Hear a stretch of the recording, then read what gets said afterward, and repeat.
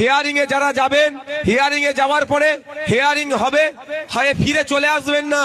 আপনাকে হিয়ারিং এর জন্য যে কাগজটা দিয়েছে ওখানে কিন্তু একটা স্ট্যাম্প মেরে সই করিয়ে নিয়ে আসবেন, কারণ আপনি হিয়ারিং এ অ্যাটেন্ড করলেন কি করলেন না ওই স্ট্যাম্পের উপরে নির্ভর করছে।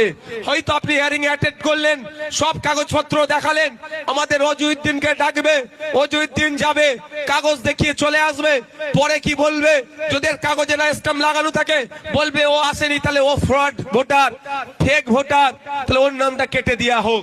এই ভুলটা আপনারা করবেন না। হিয়ারিং যদিও এখন সুপ্রিম কোর্ট এখন স্টে দেয়নি, আমরা সুপ্রিম কোর্টে গিয়েছি, এটাই বিষয়টা নতুন করে ইনক্লুড করব বা নতুন মামলা করব, তার মধ্যে হয়তো অনেকের হিয়ারিং এ ডাক পড়তে পারে।